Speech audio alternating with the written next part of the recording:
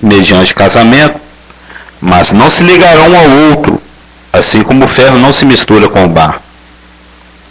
Mas nos dias desses reis, os 10 reis representados pelos 10 dedos da estátua, o Deus do céu suscitará um reino, bom dia, que não será jamais destruído.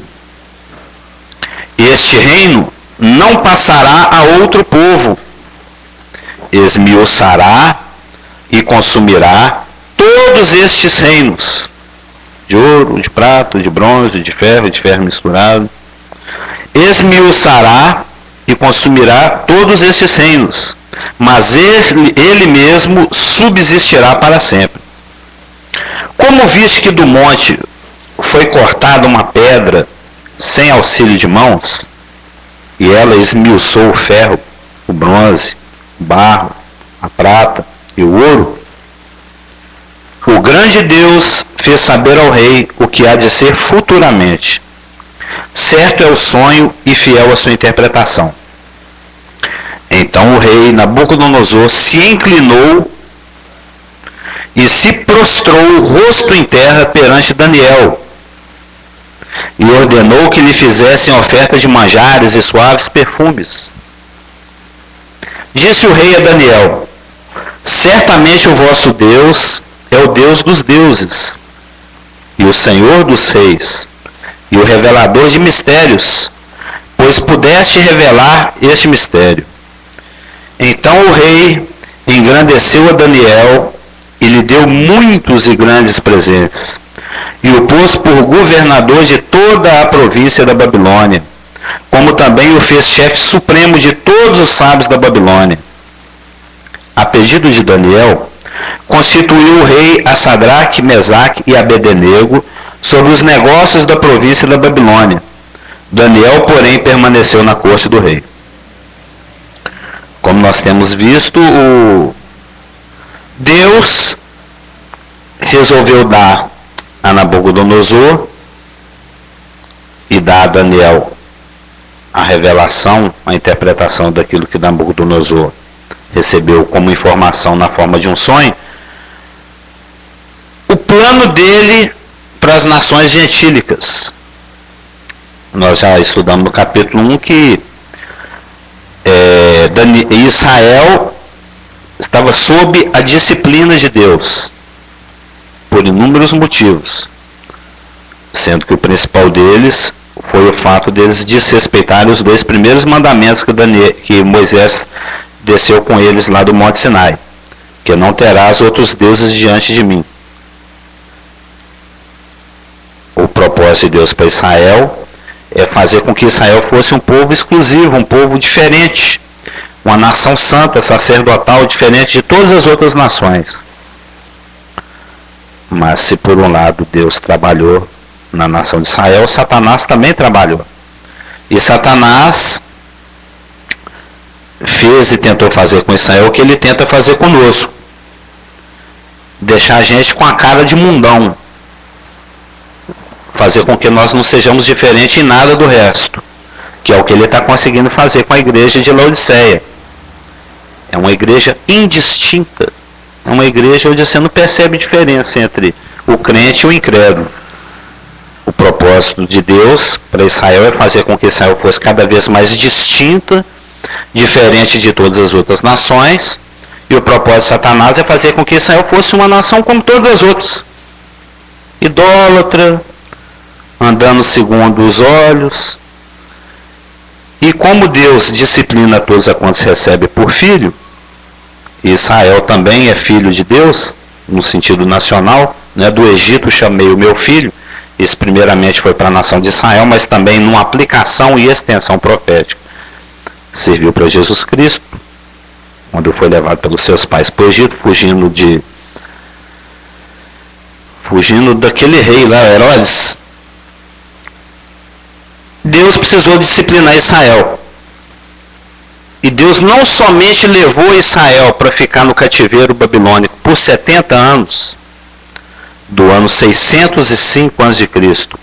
até o ano 535, por 70 anos, Deus não apenas levou Israel, não sob juízo, mas sob disciplina para o cativeiro, como também, a partir daquele momento, ele provisoriamente abriu mão do plano que ele tinha para Israel, de fazer com que Israel fosse a cabeça das nações, que Israel fosse a nação que lideraria as outras nações, mas ele inverteu as coisas.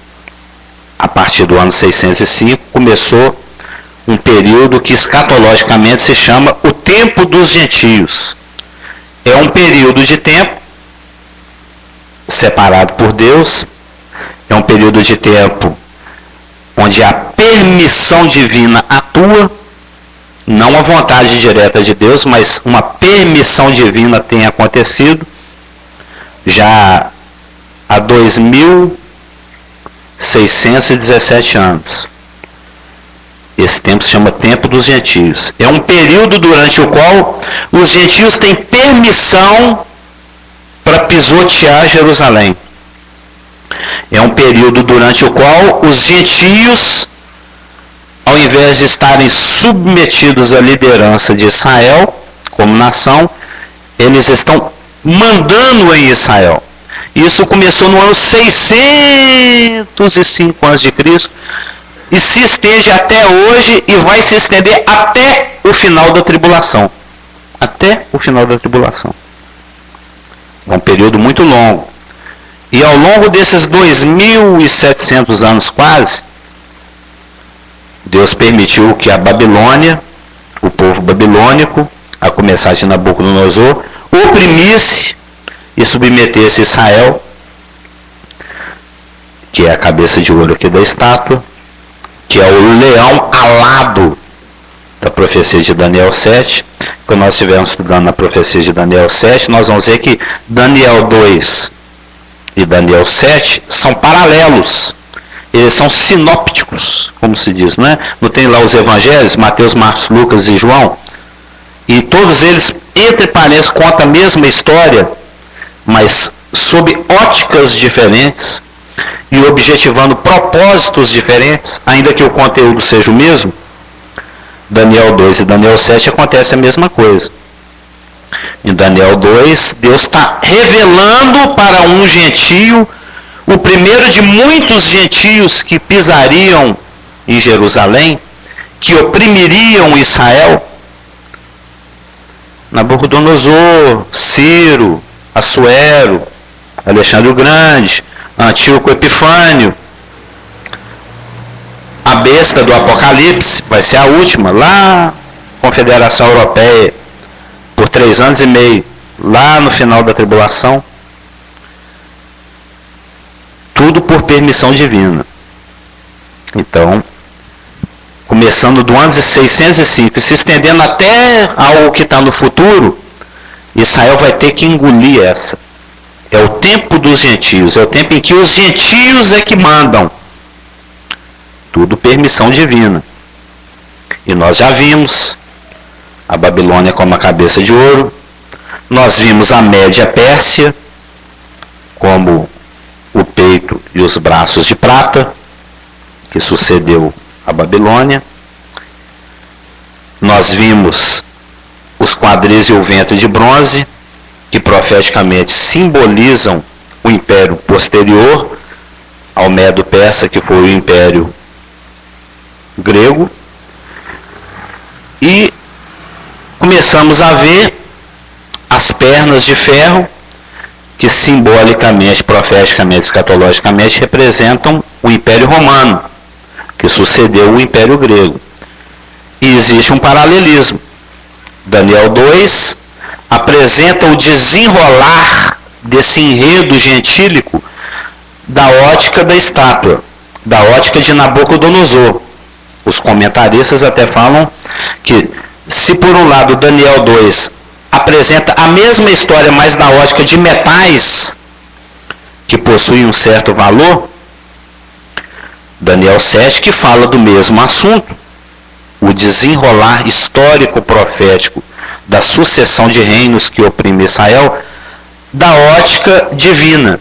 Por isso que Nabucodonosor, sendo homem, né, foi o consciente, o inconsciente, o subconsciente dele que produziu, movido pelo Espírito Santo, essa percepção, né, as sinapses se formaram lá no cérebro dele, conduzidos pelo Espírito Santo, que Deus estava revelando a ele o desenrolar histórico profético daquilo que ia acontecer dali para frente até o tempo do fim, os últimos dias, né, como foi falado lá no verso 28, ó, o que há de ser nos últimos dias, o que há de ser depois disso, o que há de ser futuramente, nós acabamos de ler. Da ótica humana, o governo do homem tem até um certo valor. Então ele enxergou simbolizado por ouro, por prata, né? O homem, ele se engana. O homem acha que vale alguma coisa. O homem se acha, né? Mas na realidade o que a palavra fala é bem ao contrário. Eu me lembro de um pastor nos visitando, na época que nós estávamos sob o pastoreio, né, do pastor Mark. Nós estávamos lá na casa da Edna Mara. Era aquele pastor cheio de marca de... Ele joga aquele esporte no gelo. Ele era cheio de cicatrizes. Não me lembro o nome dele. E ele observou que quando eu estava dando o estudo, eu estava colocando tudo muito assim, na terceira pessoa. Que você é um pecador, que você é um pica-fumo, que você pisa na bola. E ele me deu uma sugestão. Irmão, experimenta ler Romanos 1 e 2 na primeira pessoa. Aí fica bem mais impactante. Na hora que você abre lá Romanos e coloca da seguinte forma, né? Não há um justo nenhum sequer. Eu não entendo. Eu não busco Deus. Eu me extraviei. Eu me fiz um inútil. Eu não faço bem. A minha garganta é um sepulcro. A minha língua é venenosa. Tem uma víbora nos meus lábios. A minha garganta é um sepulcro fedorento. Né? A minha boca está cheia de maldição. Os meus pés adoram sair correndo para derrubar sangue alheio. Aí a coisa fica diferente. Essa é a linguagem. Isso aí faz parte dentro do que você estuda teologia sistemática, faz parte da antropologia bíblica, né? Que é o estudo do homem na sua condição caída e pecaminosa, e faz parte também da amartiologia, vem a amartia, que é o estudo do pecado do homem. Então, se por um lado Daniel, o rei Nabucodonosor, enxergava o desenrolar histórico-profético, a sucessão dos governos humanos, como que tendo algum valor, é ouro, é prata, é bronze, ainda que decaindo em valor, mas o ferro velho compra lata também, não compra só antimônio e bronze. Tem um valor relativamente menor, mas tem o seu valor. Da ótica divina, porque Daniel 7 não é um sonho que um rei gentio está tendo. Daniel 7 já é uma revelação direta, né, de Deus, que está sendo dado da parte de Deus para Daniel. Nós vamos estudar quando a gente vê em Daniel 7. No primeiro ano de Belsazar, rei da Babilônia, teve Daniel um sonho e visões diante dos seus olhos quando estava no seu leito. Escreveu logo o sonho e relatou a suma de todas as coisas. Aí ele vê essa mesma sucessão de governos gentílicos que Nabucodonosor viu da ótica humana como que tendo algum valor, ouro, prata, blá blá blá, já da ótica divina. Da ótica divina, o governo humano, ainda que Deus dá a permissão para que homens liderem homens com inúmeros propósitos, mas um deles é manter a ordem e para que haja paz, a gente sabe que o homem abusa. A gente sabe, nós estudamos textos lá de Jeremias 52, a Síria vara da minha mão, o agente do meu furor. É uma permissão divina. Nós aprendemos aqui também Daniel 1, que no ano terceiro do reinado de Joaquim, rei de Judá, veio Nabucodonosor, rei da Babilônia, a Jerusalém, a sitiou, e o Senhor lhe entregou nas mãos. Ou seja, se a coisa acontece, é porque Deus permite. Até mesmo o anticristo, quando estiver governando lá dentro da tribulação, no texto nós temos 6 e foi-lhe dada. Nós vamos aprender isso na quinta, agora, quarta. E foi-lhe dada, e foi-lhe dada, e foi-lhe dada permissão para perseguir os santos, e foi-lhe dada autoridade sobre cada livro, povo e nação, e foi-lhe dada uma boca para... Tudo permissão divina. Mas a pessoa recebe essa permissão e fica se achando. É porque eu já estou preparando o estudo de Daniel 3, a gente vai ver de uma forma sintética, porque é o assunto de Daniel 3, 4, 5, 6, como o homem mal entende essa permissão. Porque o poder, ter poder, é uma coisa muito...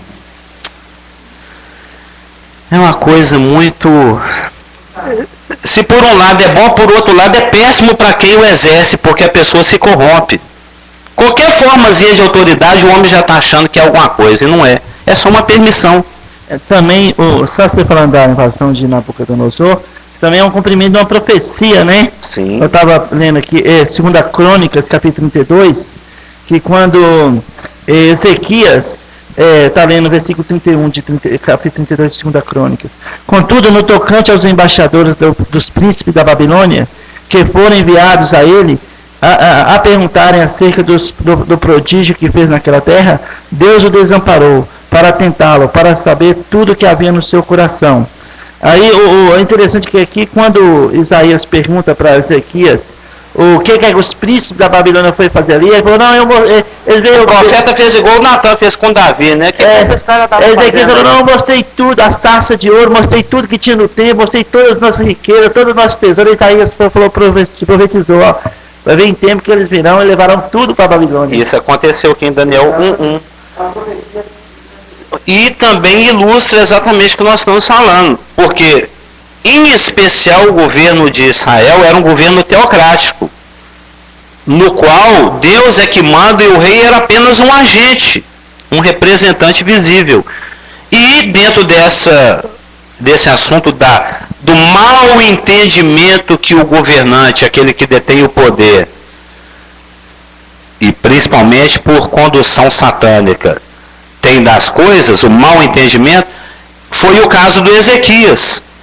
Ele achava que aquela glória toda, que aquilo tudo, aquele ouro, aquele palácio, era porque ele, o Ezequias, era o rei, e ele ficou se exibindo. Mandou o ladrão entrar em casa, falou, ladrão aqui como é que é, o micro-ondas fica aqui, a geladeira é aqui, a televisão de LED fica colar, aqui ó, a gaveta com as joias da minha esposa é aqui, o segredo é 5408 aqui para você ver, ó, abriu a gavetinha, mostrou que ó, o colar de esmeralda, tudo, viu como eu sou rico, eu sou poderoso? Aí os caras, é interessante, né? Tem jeito de você fazer uma cópia da sua chave assim em cima de um pedaço de papel para mim, para eu levar? Não, tranquilo, tem até uma cópia sobrando aqui para levar. Aliás, vou te dar o segredo do corpo por escrito. Foi algo mais ou menos desse tipo que o Ezequias fez. Ele achou que estava se exibindo, mas ele estava dando munição para o ladrão. Passaram-se aí, isso foi no ano, esse que o irmão citou, foi mais ou menos no ano 624, por aí, ou seja, uns 17, 20 anos depois, Nabucodonosor estava vindo e levando tudo. Aquele trouxão daquele rei mostrou, entendeu? Que bobão. Você levantou hoje, hein? Eu queria citar uma frase. Abraham Lincoln disse que se você quer conhecer o caráter de uma pessoa, você dê a ela poder. Exatamente. O poder. E 99,999 é mostrar. É um mau caráter. É muito temerário. É uma coisa muito complicada mexer com autoridade, com o exercício do poder. Estar sobre outras pessoas. Né? Sim. Sim. Sim. Exatamente. aí a coisa funciona. Se você tiver com o coração submisso, né, que o caso agora está falando que se você tiver submisso ao Espírito Santo, aí o poder de Deus flui, aí a coisa acontece da forma como tem que acontecer. O que é raríssimo. Raríssimo. Raríssimo. Jesus é o supremo exemplo do bom exercício do poder. Que ele é o poderoso que lava o pé. Exatamente. O líder, na realidade, ele está aqui para servir. Ele é o funcionário público número 1. A Dilma é o primeiro e mais ralé dos funcionários. Apesar de tanta dignidade que o posto confere, coisa e tal. Mas, na realidade, ela é a primeira a servir. Ela é a primeira funcionária pública, a que melhor tem que te tratar. Só que a gente inverte, a gente chega lá meio que, grande Dilma. E é o contrário. Sim, aí nós vamos chegar nessa parte. Mas lá no capítulo 3 ele vai se achar e vai mandar construir uma estátua. Então nós vimos o ouro, nós vimos a prata, nós vimos o bronze, nós estamos vendo agora o ferro. Né? O ferro, aliás, começamos a ver e já vimos uma certa parte, acho que chegamos a falar, que o ferro tipificou o Império Romano, que era militarista. Nós chegamos a falar, não falamos, que era um império que primava pela força, pela violência, pela imposição. Então, 4 desses reinos, eles são históricos, já aconteceram, estão lá no passado. Os babilônios começaram a reinar no ano 605 e reinaram até o ano 539. Já passou. 2.600 anos atrás. Na sequência vieram os Medo-Persas que começaram a reinar no ano 539, reinaram até o ano 333 antes de Cristo. Já passou. Na sequência vieram os gregos, né, o quadril de bronze, e o ventre e o quadril de bronze, e reinaram do ano 333 até aproximadamente o ano 27 a.C., foi a época de César. Aí no ano 27 a.C., passando por Cristo e indo além de Cristo, porque a perna é mais comprida, né, é o império mais longo em termos de tempo, foi o Império Romano. Então 4 já estão no passado. Um ainda é futuro. Um ainda é profético. Oi? Sim. Na realidade, a questão da simbologia é muito mais profunda do que a gente imagina. É porque eu não vou entrar em todos os detalhes, senão teria que ser um pouco mais de tempo. E a gente já tem gastado já algum tempo aqui. Mas existem, igual o pastor quando ele citou, na realidade, quando Deus permitiu Nabucodonosor de vir tomar Jerusalém, quando Deus permite alguma coisa acontecer, Deus não é aquela pessoa que mata um coelho com a cajadada só. Ele não mata 2 coelhos com a cajadada só. Ele mata 77 coelhos com a cajadada só. Deus é muito otimizante. Eu gosto muito do jeito de Deus trabalhar, porque quando uma coisa acontece, aquilo já é fruto de N circunstâncias. Aquilo na realidade está trazendo a revelação N coisas que estão acontecendo paralelamente, simultaneamente, até independentemente, mas que uma paulada só, ele mata 77 coelhos. É porque precisava, é porque é disciplina, é porque Deus já vai otimizar e potencializar coisas a posteriori, é porque é necessário, é porque é uma questão de pecado. Ele já... Era o caso aqui do cativeiro babilônico. É um cumprimento de profecia por causa de uma vanglória do rei Ezequias, mas ao mesmo tempo é um acúmulo de pecado da parte de Israel por 490 anos, que não respeitava o ano sabático. Já também é a conclusão, é uma disciplina da parte de Deus por causa da idolatria de Israel, que começou isso nós estamos no ano 600, que começou em 1450, lá quando Moisés desceu do monte. Porque desce do monte com a tábua dos 10 mandamentos, nem inaugurou tudo que o Senhor disser faremos, já estão quebrando o primeiro mandamento. Nem inaugura o casamento, né? É a noiva que trai o marido vestida de noiva. Né? O marido está no altar, a noiva está traindo o marido lá no escondido. É algo desse tipo que estava acontecendo lá no Monte Sinai. Então já é fruto de muitas coisas. Deus está meio que amarrando e fechando N coisas num ato só. Num juízo só. E isso ilustra também algo que alguém falou aí agora mesmo, que agora não sei o que você tinha perguntado ou comentado. Esse juízo de Deus. A questão da estátua. A estátua, ainda que ela seja uma revelação da parte de Deus para o desenvolvimento e o desenrolar histórico profético daquilo que Deus vai fazer em e através das nações, ao mesmo tempo ela revela e consome inúmeros detalhes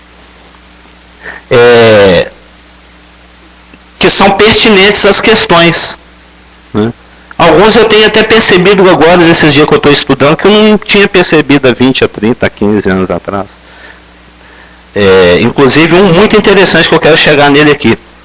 Então, o governo das 10 nações europeias, lideradas pela besta do anticristo, que ainda é profético, que ainda é escatológico, que ainda é futuro, o ouro, a prata, o bronze, o ferro, a perna compridona, porque o Império Romano durou milhares de anos, foi o mais longo de todos, né?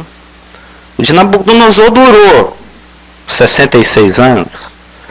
O de prata durou 333, 467, 167, 178, 208 anos. O grego durou 333 menos 27, durou 304 anos. Todos duraram na média aí de 200, 360. O romano durou milhares de anos. Começou no ano 27 a.C. e está até hoje. Nós vamos ver. Porque Roma, ainda que ele tenha caído, no ano 473, o Império Romano do Ocidente caiu. Roma caiu. Constantinopla ainda ficou. Porque na época de Constantino, o Império se dividiu em dois. O Império Romano do Ocidente é uma perna, e o Império Romano do Oriente é a outra perna. Mas Roma caiu no ano 473, por pressão das invasões dos povos bárbaros. Os meninos já aprenderam isso tudo na escola. Os godos, os ostrogodos, os lombardos, as invasões dos povos bárbaros. Caiu no ano 473. Constantinopla foi cair em 1453, por pressão dos turcos otomanos, que deu início à Idade Moderna. Já estudou sobre isso? Idade Média, Idade Moderna, Idade Contemporânea, Revolução Francesa. Então foram impérios de longa duração histórica, sendo que Roma ainda não acabou. Porque senão o pé está jogado lá longe e a perna ficou aqui para trás. Mas não é. Porque Roma, ainda que ela tenha se fragmentado, que ela tenha caído, que ela não é um império formal, que é algo assim que está lá formalmente, o Império Romano ainda existe. Não existe no sentido político. Mas ainda que ele tenha se fragmentado, que tem as suas capitais tenham caído, Roma em 473, Constantinopla em 1453, Roma ainda estende a sua influência até os dias de hoje. Nós vivemos sob o Império Romano até hoje. Socialmente, culturalmente. Está aqui uma advogada que não me deixa mentir. Ela, quando for exercer a profissão, o ofício dela, ela vai lá no fórum. Não é? O fórum não é uma coisa romana. O nosso governo, que é um governo formado de, as crianças aprendem na escola, poder executivo, legislativo, judiciário, isso tudo é romano. As nossas leis são romanas. Não tem lá dura lex sed lex? A lei é dura, mas é a lei. Estava escrito lá na entrada dos fóruns romanos. Não sei, hoje em dia ainda tem isso? Não tem essa frase aqui nos nossos fóruns, não? Dura lex sed lex. A lei é dura, mas é a lei. Tem que ser cumprida. É celebérrima, né? Como diria você. Então Roma ainda estende a sua influência. Socialmente, culturalmente, nossa cultura é greco-romana. Politicamente e até religiosamente. Nos dias de hoje, qual é a religião que predomina? Nós é romana, não é? Não é a maior religião do nosso país aqui, não é a romana? Então, Roma ainda manda.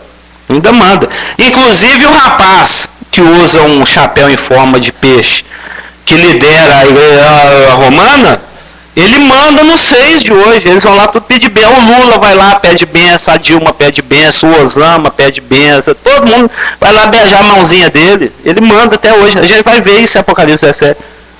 Obama, Não duvido que o Osama também já teve por lá, não. O Hitler teve, todo mundo teve. Não duvido, não. Então, os dedos são futuros, né? O ferro mais o barro é simbólico, é um símbolo que o Espírito Santo usou e deu de revelação para o rei Nabucodonosor para mostrar para ele qual vai ser a configuração do reino futuro, da Confederação Europeia, do Império Europeu, que vai ser liderado por aquele que Daniel 7 já vai dar mais detalhes. Observa que o Daniel 2, ele não avança em detalhes que Daniel 7, que é sinóptico e complementar, vai dar em maior detalhamento. Quem é o rapaz que vai liderar esses dedos aí. Então, o Império de Ferro, que antes era o governo de um homem só, César, não era César, Domiciano, era um imperador, lá em cima, abaixo dele, o resto, o planeta, né? O império. Ao longo do desenrolar a história das pernas aí dos séculos, lá na tribulação, ele vai se tornar aquilo que antes era o governo de um homem só, porque o barro, o homem foi feito de onde? Do barro. Então, o barro é um símbolo de humanidade. É símbolo da participação. Dentro, nós vamos ver que o ferro e o barro, na simbologia da estátua, eles têm inúmeros aspectos. Ele não é rígido e dogmático, não.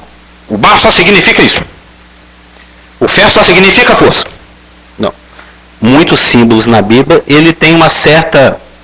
Eu até usei uma expressão outro dia, acho que na quinta-feira uma expressão, eu inventei ela e agora nem lembro, aquela da flexibilidade hermenêutica, como é que é? Você não tem anotado aí, não? É uma elasticidade hermenêutica. Existe uma flexibilidade conduzida pelo próprio Espírito Santo dentro do entendimento da linguagem tipológica, profética, escatológica, simbólica. Eu até falei da elasticidade hermenêutica, alguma coisa. Que lembra que o monte significa o rei, que significa a água, que significa o império, que significa... um alargamento hermenêutico, agora é uma flexibilização, uma elasticidade de rolamento hermenêutico, uma coisa nesse sentido. E os detalhes simbólicos dessa estátua seguem esse mesmo padrão. Nós vamos ver, inclusive um que eu nunca tinha visto antes, que eu achei interessantíssimo. Um deles é que, se no início do Império Romano ele era o império de um homem só, César, depois o resto. César, Deus, depois o resto. Na sua forma final, que é essa forma tribulacional, onde o ferro está misturado com barro, a gente observa que o barro, por ser símbolo de humanidade, indica uma maior participação da massa popular no governo, o que era impensável na época do Império Romano Antigo. O povo não opinava nada, o povo não tinha direito de opinar. O soberano César lá fazia o que quisesse, sem pedir permissão, benção para ninguém. O Senado não tinha que aprovar, não tinha Congresso, não tinha que votar. Ele decidiu, está decidido. Já na sua forma final, na configuração final do Império Romano, que é a Confederação Europeia, o homem já participa, a massa popular já participa. Como é que a gente chama isso, Cliff? Democracia. É o povo mandando, existe uma participação popular na tomada das decisões. Então, profeticamente, ainda que nessa época, nos anos 600, ninguém nem jamais nem sabia que conceito era esse de democracia, não existia democracia. Isso é um absurdo do ponto de vista da antiguidade. O povo nunca tinha mandado, lá na sua forma final, anomalamente, o povo participaria do poder. E isso vai acontecer na configuração europeia tribulacional. Né? E mesmo porque Roma se expandiu tanto, né, que ele acabou abraçando esses conceitos. Ele ficou tão largo, ele ficou tão amplo, que foi, ao longo da história, sendo gerada a necessidade da participação do povo nas tomadas da decisão. E o que a gente observa também é porque o ferro puro é uma coisa, o ferro misturado com lodo já é algo, como diz a própria profecia, né? Se por um lado ele é forte, como o ferro, por outro lado ele é frágil, porque tem o barro, no verso 42. Esse colosso todo, essa coisa enorme, ouro, cabeça de ouro, braço, tórax de prata, ventre quadril de bronze, pernas de ferro, sendo sustentado por algo instável. Pé de barro, pé de ferro com barro, e esse peso todo aí para cima, ou seja, é algo já condenado desde o princípio, ou seja, a fragilidade, né, o calcanhar de Aquiles, como se diz, né, o ponto fraco de toda essa configuração gentílica de poder está justamente nos seus pés, que é onde vai bater a pedra cortada sem auxílio de mãos, que é Jesus Cristo. Ou seja, o governo, ainda que foi necessária a participação do homem nele, ele vai acabar gerando a instabilidade e a fragilidade. E uma parte que eu achei interessantíssimo, como é que Deus é Deus, né? Como é que Deus sabe das coisas bem antes de acontecer? Será que no ano 605 o homem tinha noção de... já tinha processador Intel naquela época? Há 2.600 anos atrás? Tinha, será? Tinha lá o Pentium, não tinha nem o 286, nem o XT, não tinha nada naquela época. Mas hoje em dia, cientificamente, tem se comprovado que o barro cozido, ele tem alta resistência. Ou seja, o barro, já viu barro? Os meninos já brincaram. Eu fui de uma escola, eu já estudei no colégio de freira, né, onde a gente fazia coisinha de barrinho e dava para as freiras cozinhar lá no forno. Então, aquela coisinha que antes estava toda molinha, depois cozinha ficava tudo rígida, bonitinha. Virava uma coisinha para você pintar e levar para a mamãe. Aí você pintava uma bolinha vermelha com um monte de risquinho branco. Oh, uma margarida, que coisa linda. Ou seja, o barro... Oi? Sim, as panelas de barro. Elas têm alta resistência. Você pode levar no fogo que aguenta. Mas se cair, quebra. Ou seja, ela, ainda que tenha alta resistência e suporte altas temperaturas, ela quebra porque ela não suporta pressão. Você apertar, pronto. Ela suporta alta temperatura, mas não suporta pressão. O ferro é o contrário. O ferro, ele suporta pressão, mas ele não suporta alta temperatura. Você pode pôr pressão no ferro. Já tentou envergar uma barra de ferro? Ele não cede. Mas se você puser no fogo, ele derrete, não derrete? Ou seja, o que um tem, o outro não tem. O que o barro tem, o ferro não tem. O que o ferro tem, o barro não tem. O ferro suporta pressão, mas não suporta alta temperatura. O barro suporta alta temperatura, mas não suporta pressão. Aí o ser humano espertão, falei, puxa, mas como é que eu vou mandar foguete lá para a Lua? Ele precisa ser feito de metal para poder aguentar a pressão atmosférica, atravessar essas coisas todas aí. Mas ele não vai suportar altas temperaturas que são necessárias para gerar combustão, hidrogênio lá pegando fogo, para poder gerar propulsão. Aí o que eles inventaram? Eles foram espertão. Vão misturar as propriedades do metal com as propriedades da cerâmica, do barro, do silício. Ou seja, eles criaram os materiais cerâmicos. Já ouviu falar? Os supercondutores. O supercondutor nada mais é do que o barro, que é o silício, o germânio, aquilo que compõe o chão, que é um material orgânico misturado com metais.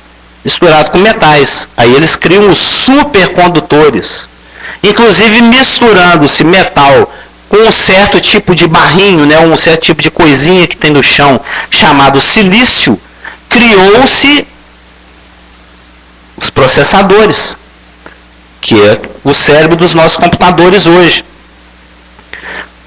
O que Deus lá, 2.600 anos atrás, a ciência estava engatinhando e Deus já tinha noção do que é um supercondutor. Ele é Deus, né? Ele que criou o silício, o ferro, a tabela periódica de autoria dele, né? Ele criou cada um daqueles materiais. Ele já sabia, ele já tinha percepção dessas coisas. E está revelando, ainda que o homem possa não perceber. E com isso o Espírito Santo está dando mensagem aqui, e o jeito do Espírito Santo é sempre esse. Existe uma profundidade, uma riqueza, como diz o Ivan, incomensurável e inexorável, gigantesca de informação. Está aí disponibilizado. Se você se propuser a aprender e a explorar, você vai nadar profundamente, vai se aprofundar, e quanto mais você se aprofundar, mais vai ter para aprender. Só depende de uma coisa. Quem tem ouvidos, ouça. Você quer ouvir? Levanta a orelha. O Espírito Santo sempre tem algo para falar. Sempre. Não vai ter uma vez que você vai falar, chegar para o Espírito Santo, em nome de Jesus, o bicho está pegando. É igual a gente pergunta para os adolescentes, o que você acha disso? Que opinião você tem para me dar? Eu falei, sei não, cara. O Espírito Santo nunca vai falar assim com você. E aí, Espírito Santo, como é que eu resolvo isso? Estou sabendo não. Pergunta para outra aí, porque eu não sei dessa não. Nunca isso vai acontecer. O Espírito Santo sempre está aí pronto para revelar alguma coisa para você. Ele sempre tem algo para falar. A gente é que muitas vezes não tem ouvido para ouvir, mas coisa para falar ele tem. E é o caso aqui. Deus já tinha colocado, misturado aqui na revelação, essa profundidade de informação. Que nos últimos dias, 2.650 anos lá pela frente, o homem ia perceber empiricamente, né, aprendendo, quebrando a cabeça, experimentando, que a associação de propriedades traz resultados que antes seriam inimagináveis. E isso, de uma certa forma, quando nós estivermos estudando Apocalipse 13, nós já estamos estudando Apocalipse 13, nós vamos ver que essa é a base, em cima disso, desse casamento, dessa dualidade ferro-barro, que caracteriza o governo da Confederação Europeia, porque é o material que constitui os dedos da estátua, cujos dedos simbolizam os países liderados pela besta. Isso aponta para o fato que o governo do anticristo vai se apoiar sobre essa base dupla. Aquilo que o ferro confere, e você sabe que quem confere o ferro fica conferido, né? Aquilo que o ferro confere e aquilo que o barro confere. E o ferro o que é? Força bruta. Militarismo. Armas. Armas são feitas de aço, são feitas de ferro. O ferro, o aço na realidade é composto pelo ferro, mas o calcário, então é o ferro. É o ferro um pouco mais elaborado, né? As armas são feitas de ferro, são feitas de aço, que é símbolo de poderio militar, força. E o barro, a cerâmica, o material condutor, e hoje nós temos condição de ver isso. Há 200 anos atrás não tinha, há 500 anos atrás, há 1.500, há 2.600 anos não tinha.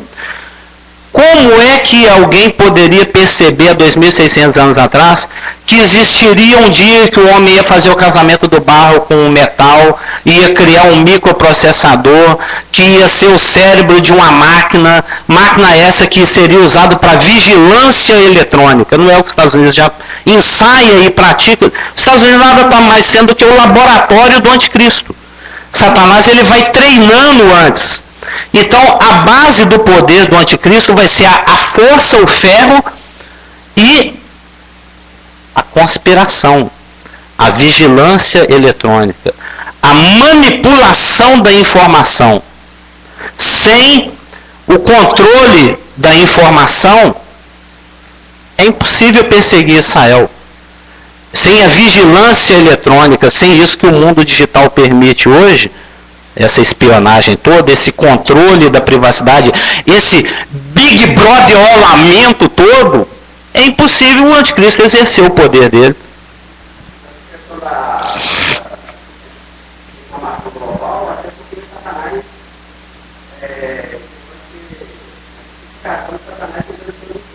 Sim, exatamente, ele está usando a tecnologia.